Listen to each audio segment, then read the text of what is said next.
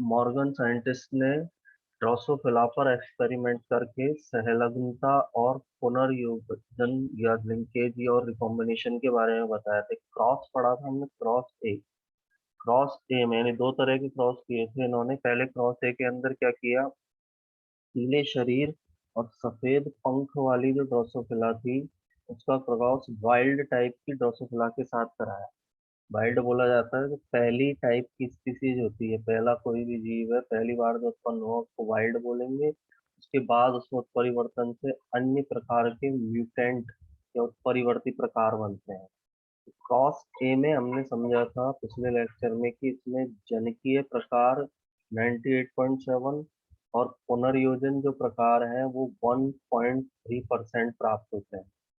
जो पीले शरीर और सफेद पंख वाली मक्खी का क्रॉस वाइल्ड टाइप के साथ कराया जाता है तो F1 जनरेशन मिलेगी। F1 जनरेशन में जब आपस में उनको सेल्फ फर्टिलाइज किया जाता है तो F2 जनरेशन मिलेगी। F2 जनरेशन में हमको पेरेंटल टाइप 98.7 और रिकॉम्बिनेंट टाइप 1.3% मिलते हैं। अब दूसरे क्रॉस के अंदर उन्होंने क्या किया, क्रॉस बी यानी सेकेंड टाइप का क्रॉस कराया। इसमें उन्होंने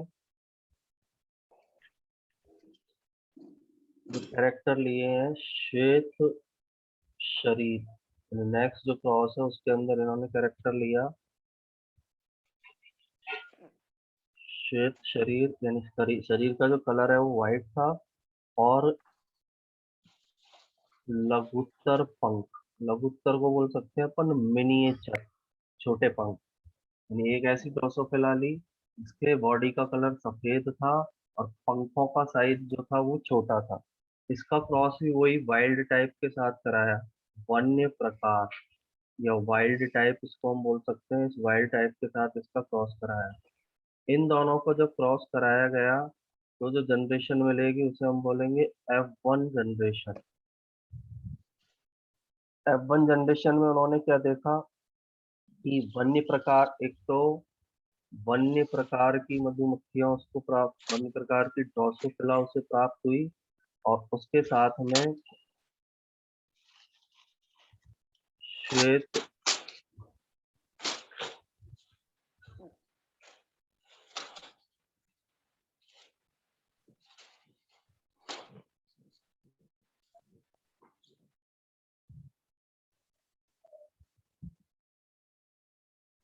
एक वन्य प्रकार की ड्रोसोफिला मिली उसको और दूसरी जो है श्वेत शरीर और मिनिएचर विंग वाली ड्रोसोफिला मिली। श्वेत शरीर और लघुत्तर पंख, लघुत्तर का मतलब सबसे छोटे टाइप के पंख, उनको लघुत्तर पंख के नाम से जाना जाता है। तो वन्य प्रकार के और श्वेत शरीर वाली लघुत्तर पंख उनको प्राप्त हुई। तो यह दो तरह की इसलिए होती है, कल हमने पढ़ा था जैसे ये है फीमेल ड्रोसोफिला, ये है मेल ड्रोसोफिला।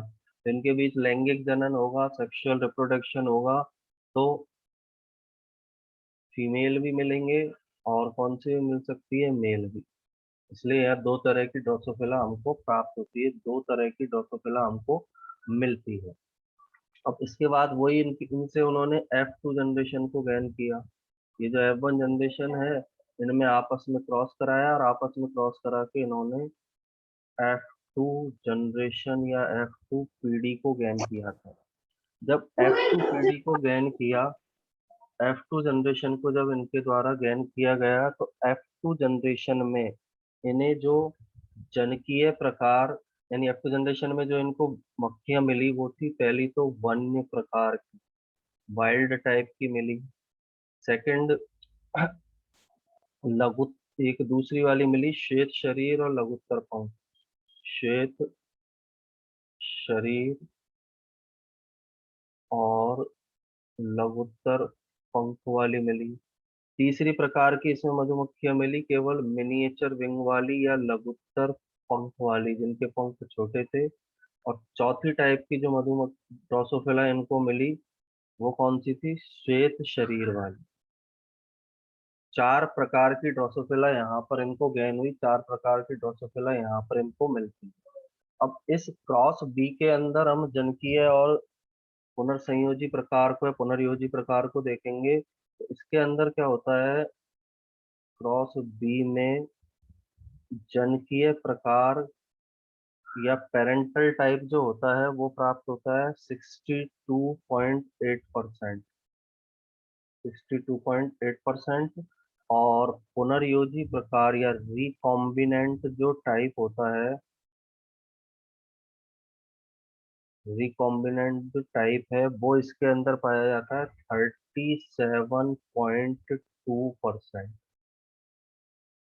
तो ये क्रॉस बी का है। क्रॉस ए में कल हमने पढ़ा था, क्रॉस ए के अंदर हमको कितना मिल रहा था, देखो जो जनकीय प्रकार है वो है 98.7, जबकि क्रॉस बी में कितना मिल रहा है 62.8।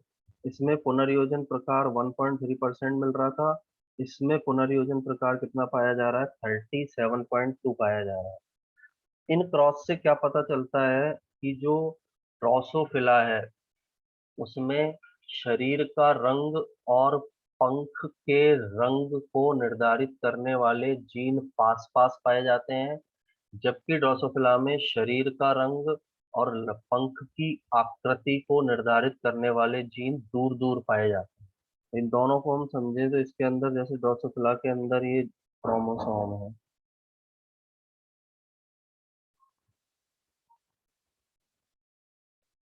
ड्रोसोफिला का जो क्रोमोसोम है उसके अंदर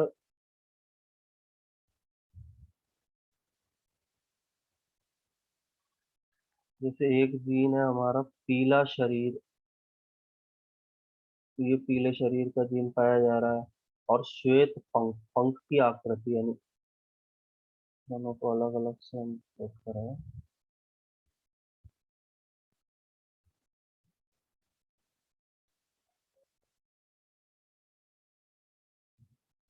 तो दो जीन ये मिल रहे हैं। दूसरा एक क्रोमोसोम को और हम देखें, इस तरह का एक क्रोमोसोम है, इसमें भी दो तरह के जीन पाए जा रहे हैं हमारे पास।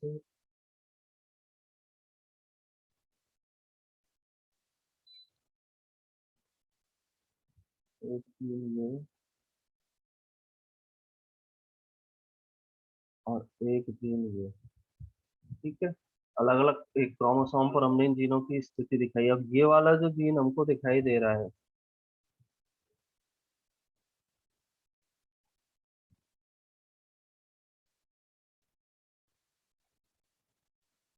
ये वाला जो जीन है ड्रोसोफिला में शरीर का कलर डिसाइड करता है, शरीर का रंग निर्धारित करने वाला जीन है। जैसे था ना पीला शरीर था, और वन्य प्रकार के अंदर हमने पढ़ा था भूरा शरीर। ये वाला जो जीन दिखाई दे रहा है इस क्रोमोसोम पर सेकंड नंबर पर, ये पंख का कलर डिसाइड करने वाला जीन है। पंख का रंग निर्धारित करने वाला जीन है, जबकि ये जीन वही शरीर का रंग निर्धारित करने वाला जीन है। और ये वाला जो जीन पाया जा रहा है ये पंख की आकृति को निर्धारित करने वाला जीन। ये जो जीन है ये पंख की आकृति शेप को निर्धारित करता है। तो ड्रोसोफिला में शरीर का रंग और पंख का रंग की आकृति को निर्धारित करने वाले जीन पास पास पाए जाते हैं, इसलिए इनमें सहलग्नता अधिक मिलती है। तो ये वाला जो दिख रहा है ना, ये कैरेक्टर शरीर का रंग, पंख का रंग, तो ये दोनों जीन पास पास है, इसलिए इसमें संलग्नता ज्यादा मिलती है। यहाँ संलग्नता ज्यादा है, जीनों की एक पीढ़ी से दूसरी पीढ़ी में जाने की, एक साथ जाने की प्रवृत्ति ज्यादा पाई जा रही है, इसलिए जनकीय प्रकार 98.7 और पुनर्योजी प्रकार 1.3%, 1.3% मिलेगा। जबकि क्रॉस बी के अंदर जो कैरेक्टर्स हमने लिए हैं, क्रॉस बी में हमारे पास कैरेक्टर्स हैं, एक शरीर का रंग और दूसरा क्या है पंख की आकृति। तो ये दोनों जीन हमको दिखाई दे रहे हैं। एक जीन ये शरीर का रंग निर्धारित करने वाला है, पंख की आकृति दूर दूर पाए जा रहे हैं। तो इसमें इन दोनों कैरेक्टर्स के अंदर सहलग्नता कम पाई जाती है। इन दोनों जीनों में संलग्नता कम है, इसलिए यह जनिकीय प्रकार थोड़ा कम प्राप्त होता है, पुनर्योजी प्रकार थोड़ा क्या प्राप्त होते हैं, ज्यादा प्राप्त होते हैं। यहाँ सहलग्नता कम है और पुनर्योजन क्या है, ज्यादा है, पुनर्योजन है अधिक। जबकि इधर की तरह, इधर इस वाले क्रॉस ए के अंदर जो हमने पढ़ा था क्रॉस ए, इसके अंदर क्या है, संलग्नता अधिक है और पुनर्योजन कैसा पाया जा रहा है, यहाँ पर कम पाया जा रहा है, यहाँ पुनर्योजन जो है वो कम पाया जाए। इससे हमको ये पता चलता है कि जो जीन क्रोमोसोम पर एक दूसरे के अधिक पास होते हैं उनके अंदर संलग्नता अधिक पाई जाती है, और जो जीन क्रोमोसोम के पर दूर दूर स्थित होते हैं उनमें संलग्नता कम पाई जाती है। क्लियर, ये हमको दिखाई दे रहा है इन कैरेक्टर से। जैसे पीला शरीर और सफेद रंग, मेन कैरेक्टर क्या है, शरीर का रंग और पंख का रंग दोनों के जीन पास पास है, तो यहाँ संलग्नता ज्यादा दिखाई दी। और दूसरा कैरेक्टर क्रॉस बी में उसने लिया वही शरीर का रंग और पंख की आकृति, ये शरीर का रंग और पंख की आकृति वाले जीन दूर दूर है तो इनमें संलग्नता कम पाई जाती है, इसलिए पुनर्योजन यहाँ अधिक है। क्रॉस ए में संलग्नता अधिक है, इसलिए पुनर्योजन यहाँ पर क्या पाया जाता है, कम पाया जाता है। इन एक्सपेरिमेंट से जो मॉर्गन साइंटिस्ट थे उन्होंने सहलग्नता और पुनर्योजन के बारे में बताया था। इन एक्सपेरिमेंट के द्वारा उन्होंने स्पष्ट किया कि जीन क्रोमोसोम पर जितनी अधिक दूरी पर होंगे उनमें सहलग्नता उतनी ही कम होती जाती है। तो इनको अपन सहलग्नता और पुनर्योजन के लिए किए जाने वाले क्या कहते हैं, क्रॉस कहते हैं। अब इसी का यूज करके, और सिंपल इसमें याद रखना है, दो तरह के क्रॉस कराए हैं, क्रॉस ए और क्रॉस बी। क्रॉस ए के अंदर जो उन्होंने कैरेक्टर्स लिए थे, एक तो लिया था उन्होंने शरीर का रंग, क्रॉस ए में लिया शरीर का रंग बॉडी कलर प्लस पंख का रंग, ये कैरेक्टर लिया। क्रॉस बी के अंदर जो उन्होंने कैरेक्टर लिए हैं, बॉडी कलर, शरीर का रंग प्लस पंख की आकृति, पंख जो है उसकी शेप किस तरह की है वो कैरेक्टर लिया। इन दोनों कैरेक्टर में संलग्नता ज्यादा है, इसलिए जन प्रकार 98.7 और पुनर्योजन प्रकार 1.3% मिलता है। क्रॉस बी वाले में जो कैरेक्टर लिए, शरीर का रंग पंख की आकृति, इनमें दूर दूर है इसके जीन एक क्रोमोसोम पर, इसलिए इनमें जो है संलग्नता कम पाई जा रही है और यहाँ पर पुनर्योजन या रिकॉम्बिनेशन ज्यादा पाया जाता है। और इनके आधार पर ही मॉर्गन ने सहलग्नता और पुनर्योजन के बारे में बताया, सहलग्न और असहलग्न जीनों के बारे में मॉर्गन ने बताया। अब ये जो इसने सहलग्नता और पुनर्योजन पर रिसर्च की है, इसके बाद इन्हीं का एक शिष्य था, यानी इनके मॉर्गन इनके गुरु थे, इनके शिष्य का नाम है, एक सेकंड, अगले पेज पर।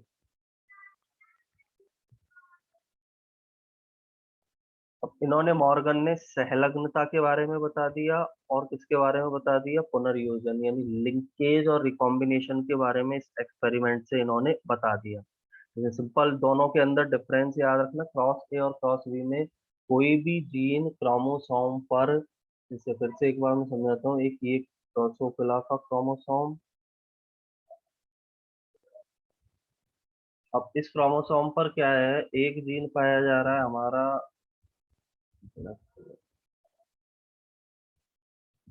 एक जीन है ये, ठीक है।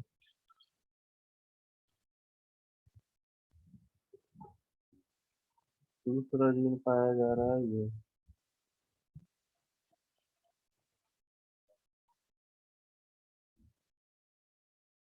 तीसरा जीन हमको दिखाई दे रहा है ये क्रोमोसोम है, एक्स क्रोमोसोम है, एक्स क्रोमोसोम पर ही मिलता है, एक्स वंशागति है। तो ये वाला जीन जो है ये तो किसके लिए है, शरीर के रंग के लिए, बॉडी के कलर के लिए। ये वाला जो जीन पाया जा रहा है 30 नंबर इसके पास में जो स्थित है, ये पास वाला जीन जो है, इसके पास में जो जीन प्रेजेंट है, ये है हमारा पंख के रंग के लिए, पंख के रंग को निर्धारित करने वाला जीन, पंख के रंग का निर्धारण करने वाला जीन। ये वाला जो जीन है ये है पंख की आकृति को निर्धारित करने वाला जीन। अब यहाँ पर शरीर के रंग और पंख के रंग, शरीर के रंग और पंख के रंग को निर्धारित करने वाले जीन पास पास हैं, जबकि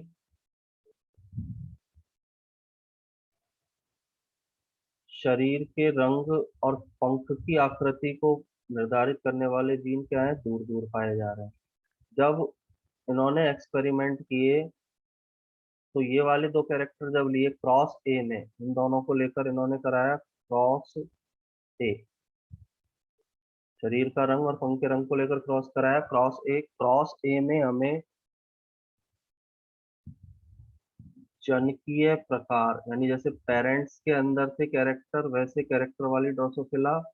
और दूसरा पुनर्योजन प्रकार, जनिकीय प्रकार तो हमें मिले 98.7%, और पुनर्योजन प्रकार मिला 1.3%। दूसरा, जब इन्होंने ये वाला क्रॉस कराया, यानी शरीर के रंग और पंख की आकृति को लेकर जो इन्होंने क्रॉस कराया,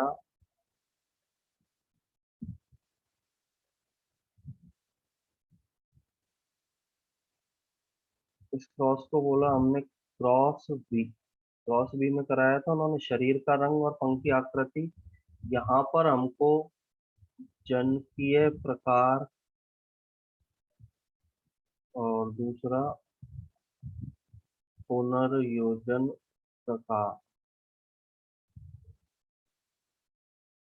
जनिकीय प्रकार हमें यहाँ पर मिला था 62.8%, 62.8%। और पुनर्योजी प्रकार मिला था 37.2%। यही पढ़ा है अभी हमने आगे। अब यहाँ पर एक में जनिकीय प्रकार ज्यादा है, दूसरे में जनिकीय प्रकार कम है। इससे हमें क्या पता चल रहा है, जो शरीर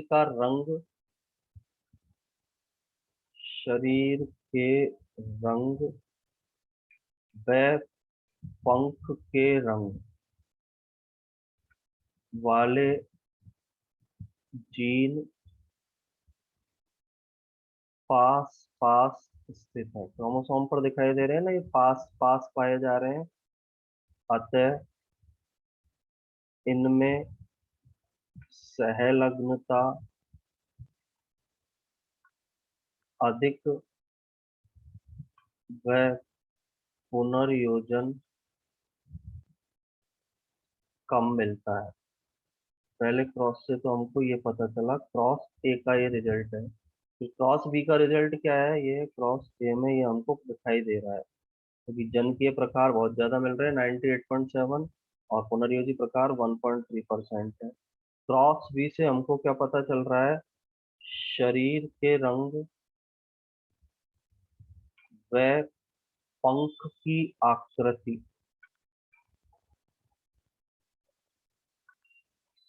को निर्धारित करने वाले जीन को निर्धारित करने वाले जीन दूर स्थित है। तो इन दोनों के कंपैरिजन में, इन दोनों को देखें तो ये तो पास में है, और ये शरीर के रंग और ये पंख की आकृति, इसको निर्धारित करने वाले जीन कहाँ पाए जा रहे हैं, दूर स्थित है। अतः इनमें सहलग्नता कम, यानी ऊपर वाला जो है ना सहलग्नता, ये वाला जो दिखाई दे रहा है, इसकी तुलना में इन दोनों के कंपैरिजन में इसमें और इसमें सहलग्नता कैसी पाई जा रही है, कम। वह पुनर्योजन अधिक मिलता है। वह पुनर्योजन अधिक मिलता है। इस तरह से जो मॉर्गन है, उसने इस क्रॉसेज के बारे में बताया, क्रॉस के आधार पर उसने बताया कोई भी जीन क्रोमोसोम पर जितनी अधिक दूरी पर उपस्थित होता है, उसमें संलग्नता उतनी ही कम हो जाती है। और कोई भी जीन क्रोमोसोम पर जितनी कम दूरी पर स्थित होगा, उसमें संलग्नता उतनी ही अधिक पाई जाती है। एक साथ जुड़े रहने की प्रवृत्ति को बोलते हैं हम संलग्नता। अलग अलग प्रकार के कॉम्बिनेशन बनाने की प्रवृत्ति को बोला जाता है पुनर्योजन, उसको बोला जाता है। और यहाँ पर शरीर के रंग और पंख के रंग वाला जो जीन है, इनके बीच संलग्नता ज्यादा है, जबकि शरीर के रंग और पंख की आकृति के बीच संलग्नता कम है, क्योंकि एक दूसरे से दूरी पर स्थित है। तो ये हमारा संलग्नता और पुनर्योजन वाला जो है एक्सपेरिमेंट है। अब इसके बाद इसने ये बता दिया संलग्नता और पुनर्योजन के बारे में। इन्हीं के एक स्टूडेंट थे एल्फ्रेड स्टर्टीवेंट, मॉर्गन के शिष्य थे ये। एल्फ्रेड स्टर्टीवेंट।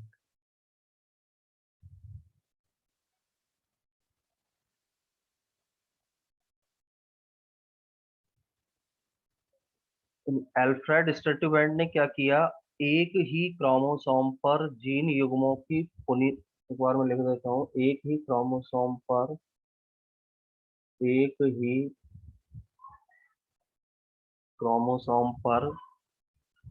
युग्मों की जीन युग्मों की पुनर्योजन आवृत्ति को जीनों के बीच को जीनों के बीच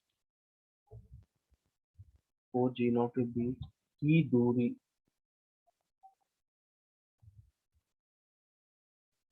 का माप मानकर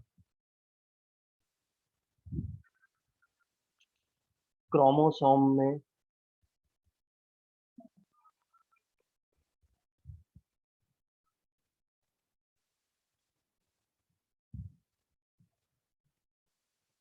उनकी स्थिति के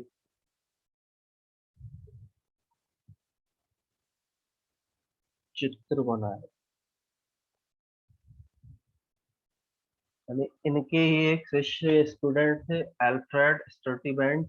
इन्होंने क्या किया, जो मॉर्गन ने सहलग्नता और पुनर्योजन बताया था उसके आधार पर एक ही गुणसूत्र पर जीनों का जो जोड़ा पाया जा रहा है उसकी पुनर्योजन आवृत्ति ये हमने पढ़ा था ना, एक में 92%, एक में वो जन प्रकार, एक में तो थी 1.3%, एक में कौन सी थी 37.2%। तो उस पुनर्योजन आवृत्ति को जीनों के बीच की दूरी का माप मान लिया। यानी इसको कैसे समझ सकते हो, जैसे ये क्रोमोसोम है, इस पर जीन्स प्रेजेंट है, एक जीन ये है, दूसरा जीन ये है, तीसरा जीन ये है। इसने क्या किया, एक ही क्रोमोसोम पर जीन युग्मों की पुनर्योजन आवृत्ति, और इन दोनों की पुनर्योजन आवृत्ति अभी हमने आगे पढ़ी थी, ये कितनी पाई जा रही है, लगभग 1.3%। और इन दोनों की, इसकी और इसकी जो पुनर्योजन आवृत्ति थी वो हमने आगे पढ़ी है, लगभग कितनी थी, 37.2%। 37.2%। तो जीनों के बीच की जीन पुनर्योजन आवृत्ति, ये जो रिकॉम्बिनेशन फ्रिक्वेंसी है, इसको इसने जीनों के बीच की दूरी का क्या मान लिया, माप मान लिया। और इसके आधार पर क्रोमोसोम में इनकी स्थिति के चित्र बनाए। भाई जीन क्रोमोसोम पर किस पोजीशन पर पाए जा रहे हैं, उनके उसने डायग्राम बनाए। और इस तरह के उसने जो जीनों के डायग्राम बनाए क्रोमोसोम पर जीनों की स्थिति के, उन डायग्राम्स को बोला जाता है रिकॉम्बिनेशन मैप। रिकॉम्बिनेशन मैप के नाम से इनको जाना जाता है। यानी इसने नक्शे तैयार कर दिए एक तरह से, गुणसूत्र पर जीन किस स्थिति में पाए जा रहे हैं उसके इन्होंने नक्शों का प्रोडक्शन किया या मैप का प्रोडक्शन किया। क्रोमोसोम पर जीन युग्मों में जितनी पुनर्योजन आवृत्ति है, अब इसका सीधा सा मतलब ये है, जिसमें पुनर्योजन आवृत्ति जिन जीनों के बीच कम होगी, जैसे कम पाई जा रही है, तो ये जीन क्रोमोसोम पर अधिक कहाँ पाए जाएंगे, पास पास। और जिनकी पुनर्योजन आवृत्ति अधिक होगी, ये अधिक दिखाई दे रही है, वो जीन क्रोमोसोम पर कैसे होंगे, दूर दूर होंगे। तो इसने ये जो पुनर्योजन आवृत्ति की परसेंटेज होती है, इसको बेस मानकर इस दूरी को जीनों के बीच की दूरी को माप मानकर क्रोमोसोम में इनकी स्थिति के चित्र बनाए। उन चित्रों को या उन मैप को बोला जाता है रिकॉम्बिनेशन मैप। साइंटिस्ट है, इनका नाम याद रखना, अल्फ्रेड स्पर्टीबेंट। इन्होंने रिकॉम्बिनेशन मैप का फॉर्मेशन किया, क्रोमोसोम पर जीनों के स्थिति के चित्र इनके द्वारा बनाए गए थे। अब ये जो रिकॉम्बिनेशन मैप है, एक हम पढ़ेंगे आगे, एक प्रोजेक्ट है ह्यूमन जीनोम प्रोजेक्ट, 6 चैप्टर के अंदर पढ़ेंगे, HGP, ह्यूमन जीनोम प्रोजेक्ट।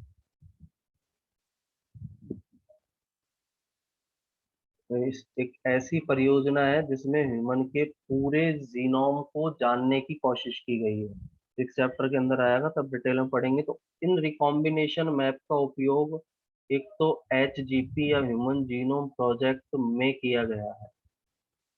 जो ह्यूमन के जो जीनोम है उनके भी मनुष्य के अंदर जो जीन पाए जा रहे हैं उनके सीक्वेंस के निर्धारण में या HGP परियोजना में इन रिकॉम्बिनेशन मैप का यूज किया जाता है।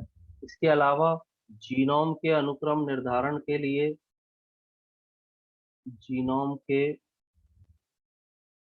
अनुक्रम निर्धारण जीनोम के अनुक्रम निर्धारण के लिए भी इन रिकॉम्बिनेशन मैप का उपयोग किया जाता है। अभी जीनोम होता है हैप्लॉइड क्रोमोसोम का सेट। जीनोम टर्म जो है उसका मतलब होता है जैसे हमारे अंदर है 23 पेयर पाए जा रहे हैं, हैप्लॉइड डिप्लॉइड है 46, तो उसको बोलते हैं जीनोम। तो जीनोम में किस सीक्वेंस में जीन पाए जा रहे हैं उसके अनुक्रम का निर्धारण करने में रिकॉम्बिनेशन मैप का उपयोग किया जाता है। पहला तो रिकॉम्बिनेशन मैप की डेफिनेशन याद रखनी है। एक साइंटिस्ट थे एल्फ्रेड स्टर्टुबेंट, मॉर्गन इनके टीचर थे। मॉर्गन ने जो एक्सपेरिमेंट किया उसी के बेस पर इन्होंने क्या किया, एक ही क्रोमोसोम पर जीन युग्मों की पुनर्योजन आवृत्ति, जैसे ये पुनर्योजन आवृत्ति, ये पुनर्योजन आवृत्ति, इनको जीनों के बीच की दूरी का माप मान लिया। तो जिसकी पुनर्योजन आवृत्ति कम है वो जीन पास पास है, जिसकी ज्यादा है वो जीन दूर दूर है। तो दूरी का माप मानकर क्रोमोसोम में जीनों की स्थिति के डायग्राम बनाए, चित्र बनाए, जिन्हें रिकॉम्बिनेशन मैप के नाम से या क्रोमोसोमल मैप के नाम से भी उनको जाना जाता है।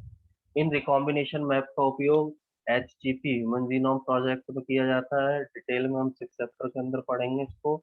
और जीनोम के अनुक्रम का निर्धारण करने के लिए भी इनका यूज किया जाता है। किसी भी जीनोम में कितने प्रकार के जीन पाए जा रहे हैं उनको निर्धारित करने के लिए इसका यूज किया जाता है। तो यहाँ पर अपना जो एक हेडिंग हमने स्टार्ट की थी सहलग्नता वाली, सहलग्नता के लिए जो मॉर्गन ने एक्सपेरिमेंट कराए हैं वो कंप्लीट होती है। अब अपन को इसमें एक दो हेडिंग्स और पढ़नी है, फिर ये चैप्टर अपना कंप्लीट है। नेक्स्ट हेडिंग पढ़नी है हमको बहुजीनी वंशागति।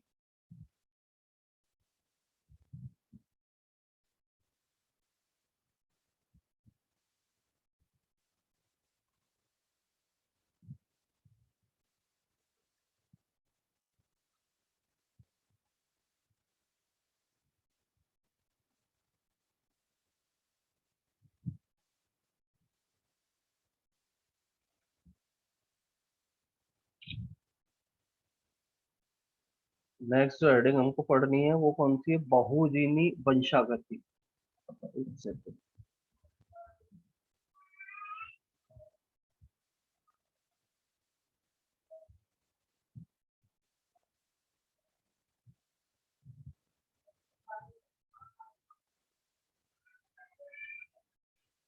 अब देखो बहुजीनी वंशागति,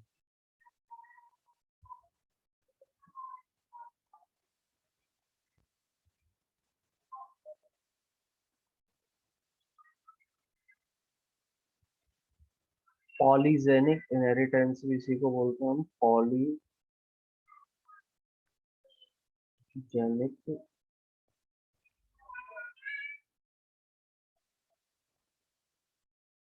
इनहेरिटेंस।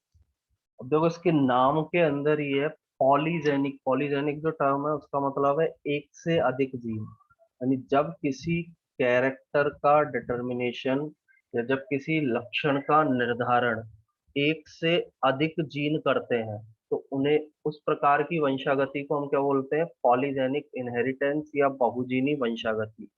जैसे मेंडल का जब एक्सपेरिमेंट अपन ने पढ़े थे मेंडल में, तो मेंडल ने बताया था कि जैसे प्लांट यदि टॉल यानी प्लांट की लंबाई, जैसे कैरेक्टर लिया मेंडल ने, पादप की लंबाई, तो उसने बता दिया पादप की लंबाई में कि पौधा या तो लंबा होगा या फिर पौधा कैसा होगा, बौना। तो दो तरह की कंडीशन बताई उसने, या तो प्लांट लंबा होगा या पौधा क्या होगा, बौना होगा। दूसरा यदि अपन बात करें, जैसे एक बताया पुष्प का रंग, पुष्प का रंग दो कैरेक्टर बता दिए, या तो पुष्प बैंगनी होगा या फिर कैसा होगा, सफेद। ये बताया था मेंडल ने। यानी पुष्प या तो वाइट बैंगनी होगा या सफेद, और कोई कंडीशन इसके आसपास, इसके बीच में हमको दिखाई नहीं देगी। लेकिन यदि हम ह्यूमन की बात करें, मनुष्य के अंदर, मनुष्य में लंबाई यदि हम देखें, एक कैरेक्टर लें हम, मनुष्य की लंबाई। मनुष्य की लंबाई में क्या है, मनुष्य लंबे आकार के भी हो सकते हैं, दूसरे कौन से हो सकते हैं, बौने भी हो सकते हैं, और तीसरा कौन से आकार के भी हो सकते हैं, मध्यम आकार। तो मनुष्य में केवल ये कंडीशन नहीं होगी कि या तो कोई ह्यूमन लंबा है या बौना है, तीसरी कंडीशन भी उसमें पाई जा सकती है कि वो बीच के आकार के भी हो सकते हैं। और भी ज्यादा डिफरेंसेस, इनके ऊंचाई या लंबाई के अंदर बहुत सारे डिफरेंसेस पाए जा सकते हैं। जैसे छह मनुष्य 7 फुट के हो सकते हैं, 6 फुट के, 5 फुट, 4 फुट, तो बहुत सारा डिफरेंस होते हैं इनमें भी। इंच अपन बोले 4.1 से 4.10 फुट तक, फिर 5.1 से 5.10 फुट तक हो सकते हैं, 6.1 से 6.10 फुट तक हो सकते हैं। तो ह्यूमन के अंदर लंबाई में हम ये डिटर्मिनेट नहीं कर सकते हैं कि मनुष्य केवल दो तरह के होंगे, लंबे और बौने। इनमें डिफरेंट टाइप के क्या पाए जाते हैं, साइज ह्यूमन के अंदर प्रेजेंट होते हैं। यानी मनुष्य के अंदर यदि हम मेंडल के नियम की बात करें, मेंडल के अकॉर्डिंग केवल दो कैरेक्टर्स नहीं हो सकते हैं, एक कैरेक्टर के दो एलील नहीं हो सकते हैं। या एक कैरेक्टर है, ह्यूमन की लंबाई, लक्षण एक है, लेकिन उसके एलील दो से क्या पाए जा रहे हैं, अधिक पाए जा रहे हैं। एक ही लक्षण के दो से अधिक एलील मिल रहे हैं, एक ही लक्षण के दो से अधिक जीन मिल रहे हैं। इसलिए इस तरह के कैरेक्टर की जो वंशागति है, इस तरह के लक्षणों की जो वंशागति है, उसे बहुजीनी वंशागति के नाम से जाना जाता है। इस प्रकार के लक्षणों की वंशागति को हम बहुजीनी वंशागति कहते हैं। अब इसमें सबसे पहले एक डेफिनेशन हमको लिखनी है। हेडिंग बहुजीनी वंशागति तो हमारी है ही है, नेक्स्ट पेज पर हम लिखते हैं इसके अंदर। जो बहुजीनी वंशागति में सबसे पहले तो बहुजीनी लक्षण क्या होते हैं, ऐसे। सर ऊपर लिखना। ऊपर करूँ एक बार, चल। ये लिखना नहीं है, वैसे ही समझने के लिए था, है ना। अब मैन जो लिखना है वो मैं नेक्स्ट पेज पे लिखा।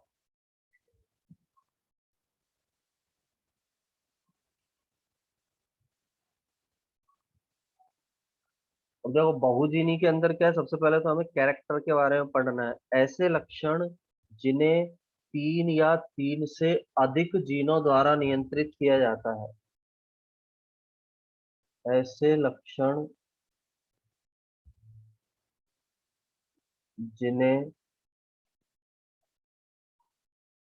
तीन या तीन से अधिक जीनों द्वारा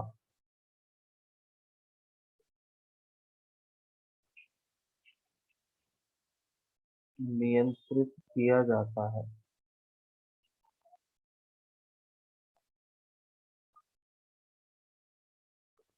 बहुजीनी लक्षण कहलाते हैं। ऐसे लक्षण या ऐसे कैरेक्टर जिनका नियंत्रण तीन से अधिक जीन कंट्रोल करेंगे, उन्हें उन्हें हम पॉलीजेनिक कैरेक्टर या बहुजीनी लक्षण कहते हैं। पॉलीजेनिक कैरेक्टर या बहुजीनी लक्षणों के नाम से इनको जाना जाता है। और इस प्रकार के लक्षणों की वंशागति को ही हम कौन सी बोल देते हैं, बहुजीनी वंशागति। बहुजीनी लक्षणों की वंशागति को, लक्षणों की वंशागति को बहुजीनी वंशागति कहते हैं, पॉलीजेनिक इनहेरिटेंस।